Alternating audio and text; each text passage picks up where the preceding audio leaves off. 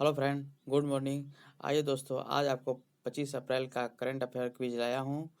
दोस्तों, प्रत्येक क्वेश्चन का विस्तृत वर्णन है। आइए दोस्तों शुरू करते हैं। दोस्तों, इस चैनल पर मैथ भी प्रोवाइड किया जाता है, इंग्लिश भी प्रोवाइड किया जाता है। आप भी पढ़ें और बताएं कैसा है।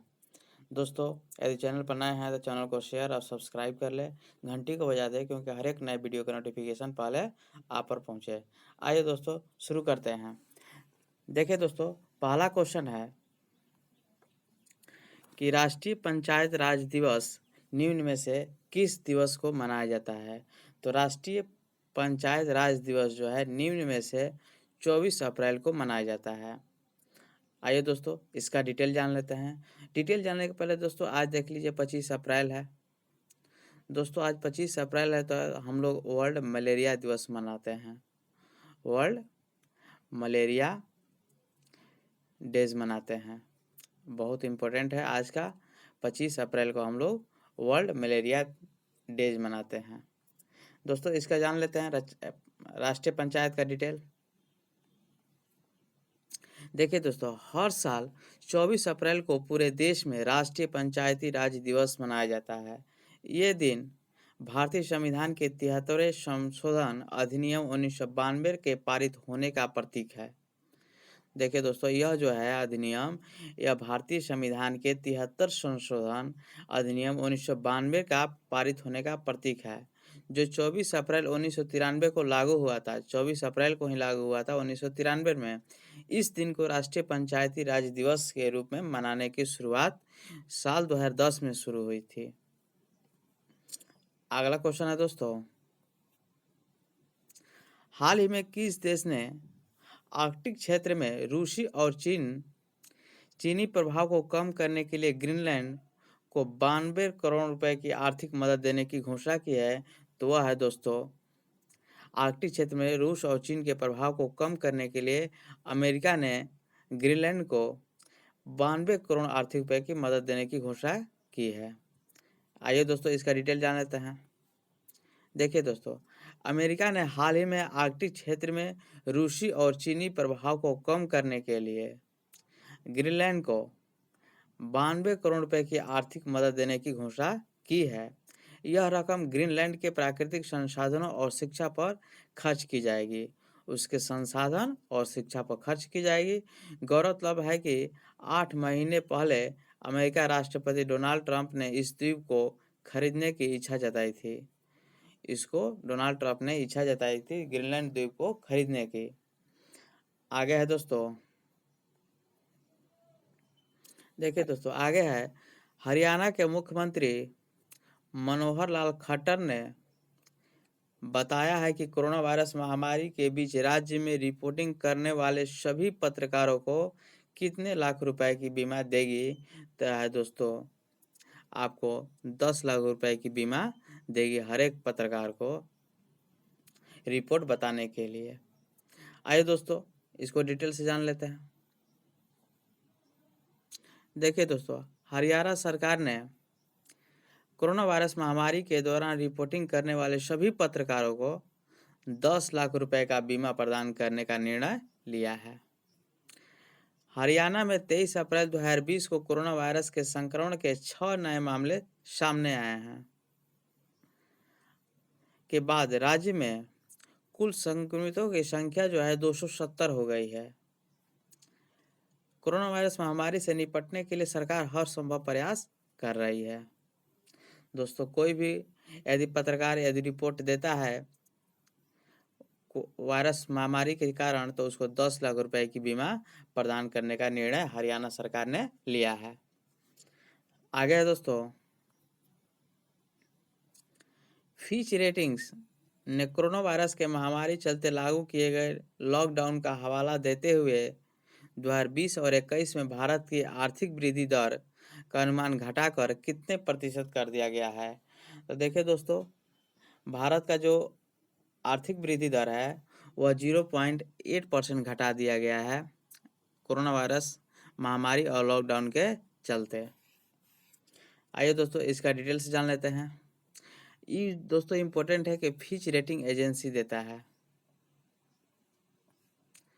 देखिए दोस्तों, कोरोना वायरस महामारी के चलते लागू किए गए लॉकडाउन और वैश्विक आर्थिक मंदी के कारण ऐसा किया गया है। फिच रेटिंग ने कहा है कि भारत के सकल घरेलू उत्पाद जीडीपी जो है वृद्धि दर अप्रैल 2020 से मार्च 2021 के दौरान 0.8% तक रह जाएगी, जबकि बीते वित्त वर्ष के दौरान यह आंकड़ा 4.9% अनुमानित था। हालांकि 2020 और 21 में विकास दर 6.7% रहने की उम्मीद है। वहीं कैलेंडर वर्ष के अंतिम तिमाही में ग्रोथ के 1.4 दर पर पहुंचने की उम्मीद है। आइए दोस्तों अगला देखते हैं। अगला क्वेश्चन है दोस्तों कि चीन ने हाल ही में विश्व स्वास्थ्य संगठन WHO के लिए कितने करोड़ डॉलर के अतिरिक्त अनुदान देने की घोषणा की है। तो वह है दोस्तों 3 करोड़ डॉलर अतिरिक्त देने की घोषणा की है चीन ने विश्व स्वास्थ्य संगठन को।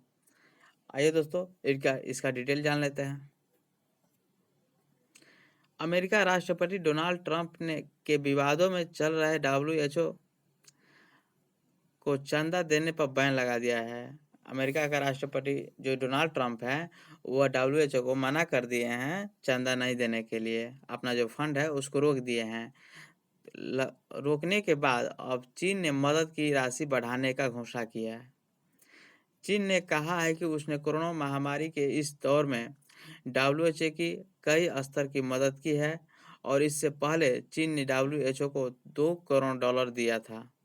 चीन ने कहा है कि इसका उद्देश्य महामारी से जूझ रही दुनिया में स्वास्थ्य व्यवस्था को और बेहतर करना है। आगे दोस्तों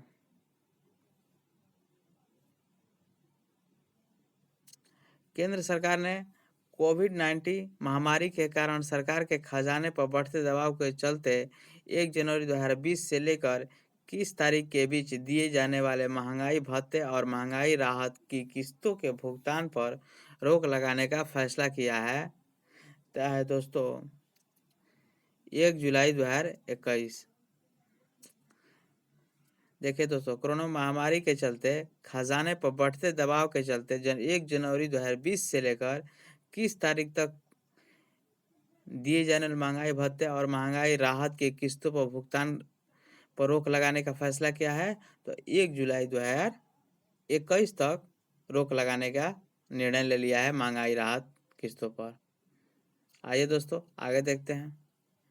देख लीजिए दोस्तों इसका कितना बढ़ाएगा कितना घटाएगा। कोरोना वायरस महामारी पर काबू पाने के लिए केंद्र सरकार ने बढ़ते आर्थिक बोझ को देखते हुए अपनी खर्चों में कटौती करना शुरू कर दी है। सरकार ने इस दिशा में आगे बढ़ाते हुए अपने कर्मचारियों और पेंशनभोगियों को मिलने वाले महंगाई भत्तों की कई किस्तें 1 जुलाई 2021 तक के लिए रोक दिया गया है। जो भी महंगाई भत्ते हैं नए किस्तों पर वह 1 जुलाई 2021 तक रोक दिया गया है। इस कदम से सरकार को चालू वित्त वर्ष में 2020 और 21 और अगले वित्त वर्ष 21 और 22 में कुल मिलाकर 37,530 करोड़ रुपए की बचत होगा। हालांकि कर्मचारियों और पेंशनभोगियों को महंगाई भत्ते के मौजूदा स्तर पर भुगतान होता रहेगा। दोस्तों बहुत इम्पोर्टेंट है उसको वित्तीय वर्ष और महंगाई भत्ता रोकने से कितना लाभ होगा। तो 37,530 करोड़ रुपए का लाभ होगा। आगे दोस्तों देखिए दोस्तों आगे है Bharat world press freedom index 2020 में कितने स्थान पर है।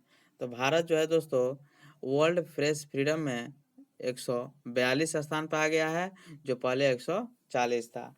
आइए दोस्तों इसका भी डिटेल जान लेते हैं। देखिए दोस्तों रिपोर्ट के मुताबिक Bharat world press freedom index में 2 पायदान खिसक गया है। रैंकिंग में भारत 180 देशों में से 142 स्थान पर है। पिछले साल 140 स्थान पर था। विश्व प्रेस स्वतंत्रता सूचकांक में भारत साल 2017 में 136 स्थान पर था और साल 2018 में 138वें स्थान पर है। इसी सूची में लगातार चौथी बार नॉर्वे पहले स्थान पर है और नॉर्थ कोरिया सबसे निचले स्तर पर है।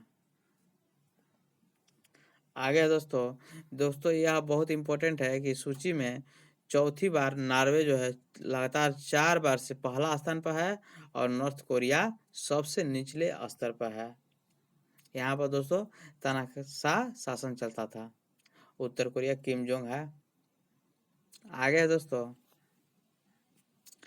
हाल ही में किस देश ने कोरोना महामारी और अमेरिका के साथ व्यापक तनाव के बीच अपने एक उपग्रह नूर का प्रक्षेपण किया है? तो वह दोस्तों देश ईरान देश है, जो कोरोना महामारी और अमेरिका के साथ व्यापक तनाव के बीच आपने एक नूर उपग्रह का प्रक्षेपण किया है। आइए दोस्तों इसका जान लेते हैं कि मारक क्षमता कितना है। देखिए दोस्तों, ईरान ने अर्धसैन्य रेवोल्यूशनरी गार्ड ने जानकारी दी है कि एक सैन्य उपग्रह को लॉन्च किया गया है। ईरान ने अपने पहले सैन्य उपग्रह नूर को सफलतापूर्वक लॉन्च किया। उपग्रह पृथ्वी की सतह से 425 किलोमीटर ऊपर कक्षा में सफलतापूर्वक स्थापित हुआ। यह उपग्रह ऐसे समय प्रक्षेपित किया गया जब दोनों देशों के बीच तनाव चल रहा था। अमेरिका ड्रोन हमले में ईरान अर्धसैनिक रिवोल्यूशनरी गार्ड के जनरल कासिम सुलेमानी मारे जाने और तेहरान और वाशिंगटन के बीच खत्म हुए परमाणु समझौते को लेकर दोनों देशों के बीच तनाव की स्थिति बनी हुई है। आगे दोस्तों देखिए दोस्तों, आगे है किस राज्य के एक महिला नवप्रवर्तक डी वासनी वाई ने क्रॉस पॉलिनेशन के जरिए अत्यधिक बाजार मूल्य वाले फूल एंथुरियम की 10 किस्म को विकसित किया है? तो वह दोस्तों राज्य केरल है। केरल राज्य के एक महिला नवप्रवर्तन है। आगे दोस्तों इसका डिटेल जान लेते हैं। देखिए दोस्तों, एंथुरियम रंगों की एक व्यापक श्रृंखला में उपलब्ध सुंदर दिखाने वाले पौधों का एक विशाल समूह है। इसका उपयोग घरों के भीतर सजावटी पौधों के रूप में किया जाता है, जिसके कारण इसकी विभिन्न किस्मों की मांग अधिक है। एंथुरियम घरेलू उपयोग में लाए जाने वाले विश्व के प्रमुख फूलों में से एक है। ये दिखने में सुंदर होने के साथ साथ आसपास की हवाओं भी शुद्ध करते हैं। एंथुरियम घरेलू उपयोग लाए जाने वाले विश्व के प्रमुख फूलों में से एक है। एंथुरियम जो है दोस्तों विश्व फूलों प्रमुख में से एक है। यह देखने में सुंदर होने के साथ साथ आसपास की हवाओं को भी शुद्ध करते हैं, इसलिए दोस्तों यह बहुत इम्पोर्टेंट है। बहुत बहुत धन्यवाद दोस्तों। बताइएगा वीडियो कैसा है।